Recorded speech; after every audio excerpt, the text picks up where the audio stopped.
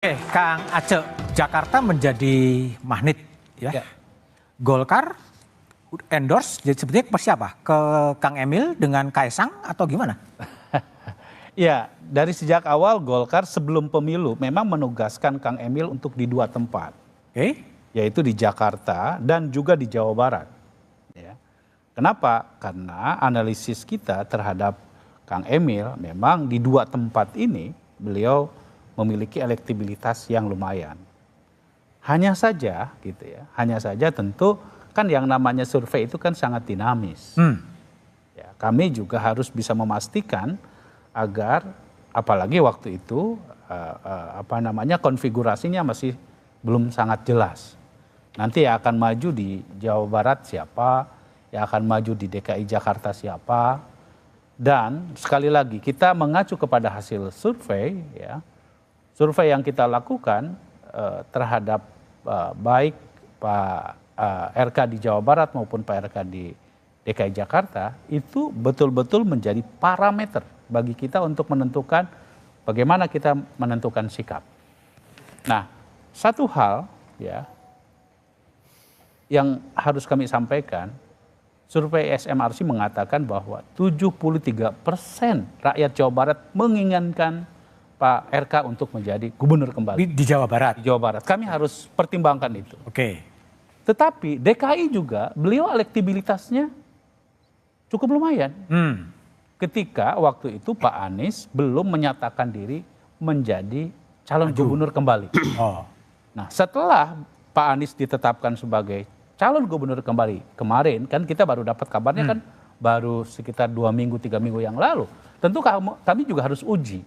Sehingga dari dua survei di dua daerah tersebut, itulah yang nanti akan diputuskan oleh Artinya DPP. belum ada keputusan? Sejauh ini, sekali lagi, Kang Emil sendiri mengatakan bahwa itu baru diputuskan pada bulan Juli. Pada bulan Juli, oke. Dan kami harus patsun terhadap apa yang disampaikan oleh Pak Emil. Oke, baik. Bung Habib, kalau Gerindra tetap posisi sekarang adalah Emil, Kang Emil dengan Kaisang untuk di Jakarta? Ya, perlu kami sampaikan sampai saat ini baik Gerindra maupun Koalisi Indonesia Maju belum menentukan siapapun Kang Emil? Ya, untuk maju apakah di Jakarta maupun Jawa Barat. Di dua provinsi ini setahu saya belum ada keputusan resmi baik di level Partai Gerindra maupun Koalisi Indonesia Maju. Semua kita masih lihat dinamika yang terus berjalan ya. Kembali lagi rumusnya ya, kalau Partai Gerindra kalau bisa kader kami sebagai gubernur, kalau nggak bisa ya sebagai wakil gubernur, kalau nggak bisa ya kader dari rekan koalisi. Ini prosesnya terus berjalan.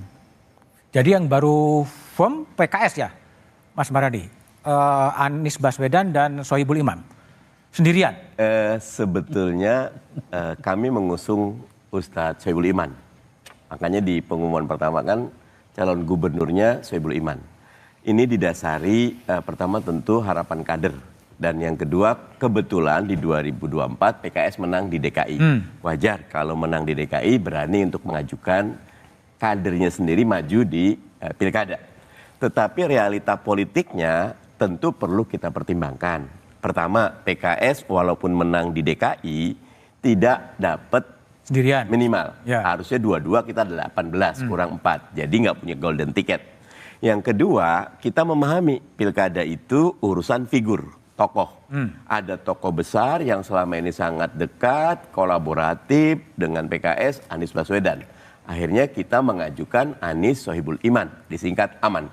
Tapi itu versinya PKS. Nah sekarang sedang kami komunikasikan dengan partai-partai lain, khususnya teman-teman Nasdem, teman-teman PKB, teman PDP juga kita ajak ngomong.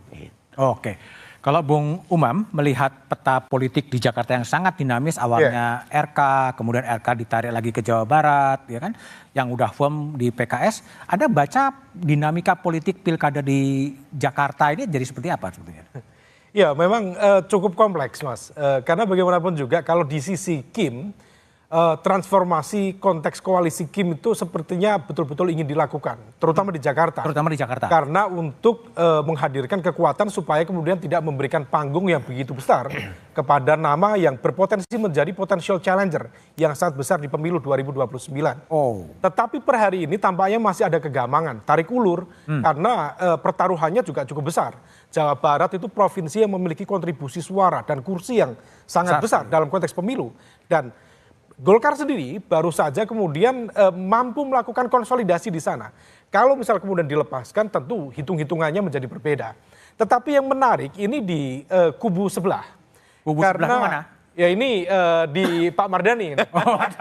Karena ilmunya Pak Mardhani ini mencoba untuk memfotokopi ilmu yang dilakukan oleh PKB sebenarnya.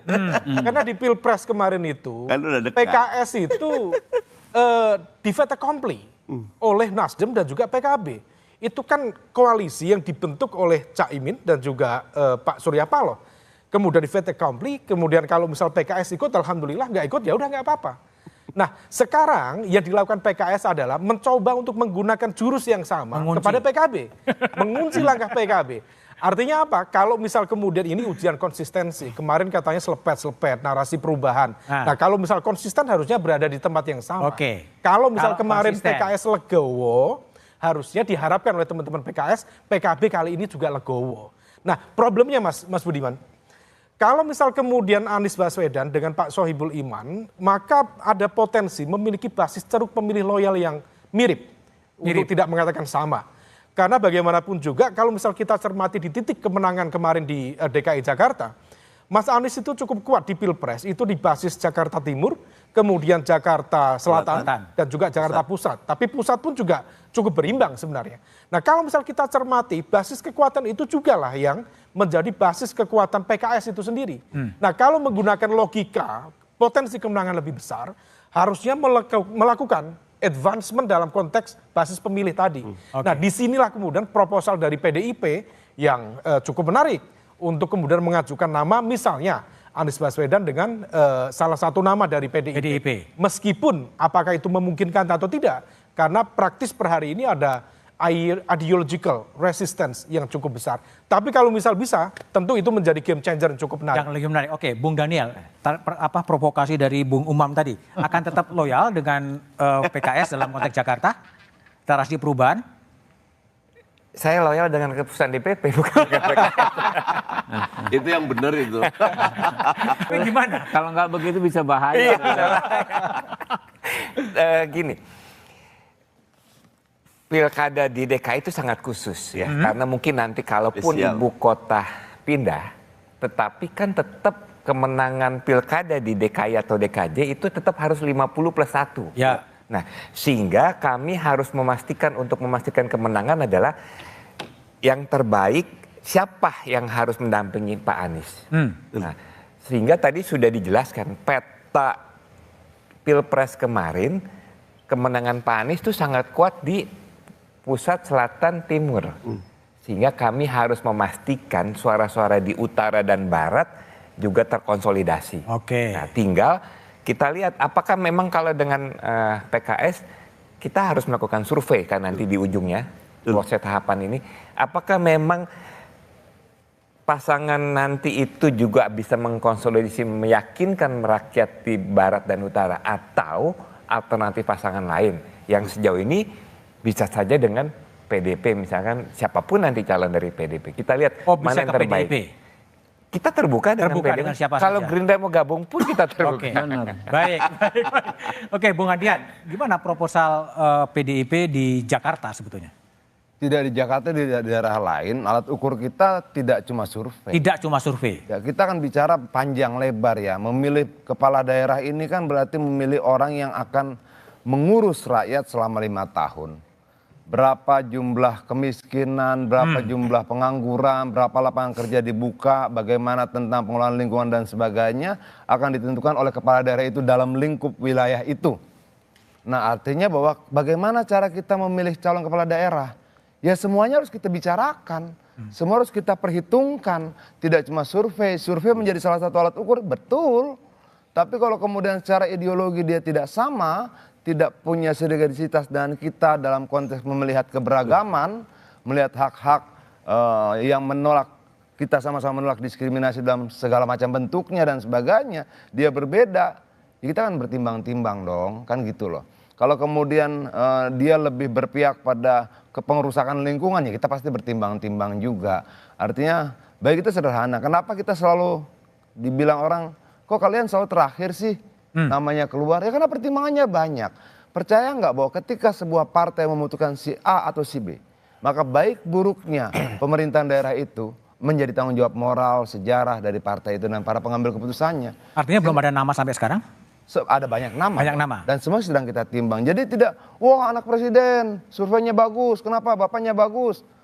Anaknya mudah-mudahan bagus juga, mudah-mudahan kita menang. Enggak sesederhana itu. Oh surveinya 73% Jokowi, tapi kan dia tidak sebutkan bahwa 70% itu, 75% itu dari 80% penerima bansos gitu loh. Dalam iya kan, survei Kompas kan begitu. Jokowi tingkat kepuasan publiknya dapat 75%, tapi dari seluruh responden itu 80%-nya penerima bansos gitu loh. Artinya ada 4,9% penerima bansos yang tidak puas terhadap Jokowi juga. Nah, itu kan harus kita jelaskan secara komplit pada rakyat. Jangan kita manipulasi lah kesadaran orang ini dan bercerita sepenggal-sepenggal. Apa ya yang penting kita menang, surveinya bagus. Enggak. Jakarta tuh berapa jumlah penduduk? Berapa juta? Nah, sekian juta itu yang kita pertaruhkan dalam pemilihan-pilihan orang itu. Baik. Kita sudah timbang-timbang matang-matang aja bisa salah. Apalagi kemudian sekedar pilih gitu loh. Bukan begitu Bang Mardhani? Iya.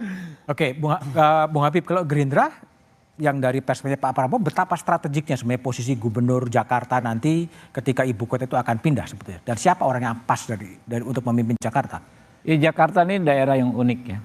Gerindra adalah satu-satunya partai yang bisa 2 kali menang dalam situasi yang ekstrim to ekstrim.